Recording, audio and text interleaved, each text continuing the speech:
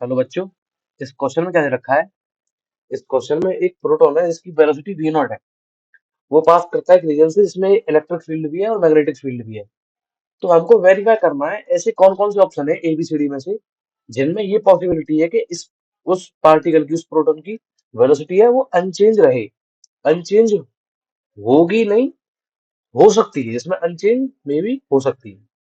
तो वो वेरीफाई करने हैं।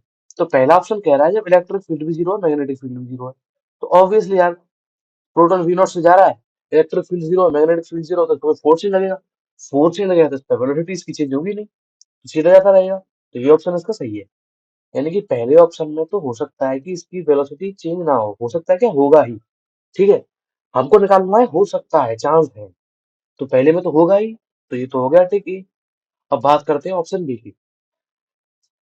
ऑप्शन बी में कह रहा है इलेक्ट्रिक फील्ड तो जीरो है लेकिन मैग्नेटिक फील्ड जीरो नहीं है। तब ऐसा हो सकता है कि उसकी वेलोसिटी चेंज ना हो।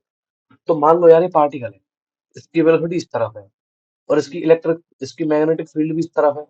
तो उस केस में मैग्नेटिक फील्ड इस पर कोई फोर्स नहीं लगा पाएगी, क्योंकि मैग्नेटिक फील्ड फोर्स कब लगाती है, जब इसका थोड़ा सा कंपोनेंट परपेंडिकुलर आ जाए, बीच में क्रॉस प्रोडक्ट आता है। तो ये तो पैरेलल है, पैरेलल होगी तो कॉस साइन जीरो तो जीरो हो जाएगा। तो डॉट क्रॉस प्रोडक्ट में साइन आ जाता है ना। ये पैरेलल है तो एंगल जीरो हुआ दोनों के बीच में, तो साइन जीरो जीरो हो गया। तो पैरेलल होने के केस में मैग्नेटिक फील्ड कोई फोर्स नहीं लगा पाएगी इस पर, इस पार्टिकल पर। तो सेकंड ऑप्शन भी हमारा सही है। उस केस में भी हो सकता है कि जो वेलोसिटी है वो अनचेंज रहे। कब? जब उस कंडीशन में जब मैग्नेटिक फील्ड पैरेलल हो जाए। तो इसमें भी हो सकता है बी में। बात कर लेते सी की।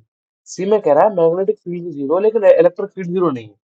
तो यार देखो, इलेक्ट्रिक फील्ड इस पार्टिकल की वेलोसिटी इस तरफ है। इलेक्ट्रिक फील्ड जहां भी होगी, जिस डायरेक्शन में होगी, वो इसकी वेलोसिटी वेलोसिटी को चेंज जरूर करेगी। तो इलेक्ट्रिक फील्ड होने के केस में तो कभी भी इसकी वेलोसिटी जीरो हो ही नहीं सकती। तो ये ऑप्शन तो भाई गलत है। सी ऑप्शन में तो उसकी वेलोसिटी चेंज होगी ही होगी।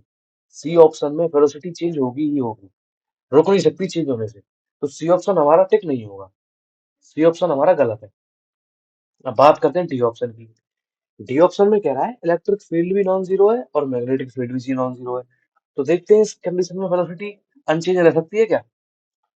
मान लो ये पार्टिकल है, इस तरफ जा रहा है, मैग्नेटिक फील्ड इस तरफ है। ठीक है, तो इस पर एक नीचे की तरफ फोर्स लगेगा या फिर ऊपर की तरफ फोर्स लगेगा। और मान लेते हैं एक इलेक्ट्रिक फील्ड इनके परपेंडिकुलर नीचे की तरफ है। ठीक है, तो मैग्नेटिक फील्ड तो इस तरफ फोर्स लगा रहा होगा, कितना, क्यू बी वी। और इलेक्ट्रिक फील्ड मान लेते हैं हम, इलेक्ट्रिक फील्ड की वैल्यू है, वो मान लेता हूं मैं B into V. Electric field B into V है। तो उस कंडीशन में भी जो नीचे की तरफ फोर्स होगा वो होगा क्यू बी वी। तो ऊपर की तरफ का फोर्स कैंसिल हो गया नीचे की तरफ के फोर्स से। तो इस कंडीशन में हो सकता है इस पर कोई फोर्स ही ना लगे। एक कंडीशन जनरेट हो रही है इस केस में, जब ई जीरो है, बी जीरो है। तो हो सकता है कि डी वाले केस में भी इस पर कोई फोर्स ना लगे। एक कंडीशन बन रही है मेरी। कब? जब इलेक्ट्रिक फील्ड, मैग्नेटिक फील्ड और वेलोसिटी तीनों परपेंडिकुलर है, और जो इलेक्ट्रिक फील्ड की वैल्यू है वो बी इंटू बी है। इस कंडीशन में इस पर प्रोटॉन पर कोई फोर्स नहीं लग रहा। तो भाई हाँ, ऑप्शन डी में भी हो सकता है कि वेलोसिटी है वो अनचेंज रहे। तो ये भी टिक हो जाएगा हमारा। तो इस क्वेश्चन के ए, बी और डी ऑप्शन सही है, जो कि सिर्फ थर्ड ऑप्शन दे रखे हैं। तो इसका थर्ड ऑप्शन सही हो जाएगा। Thank you.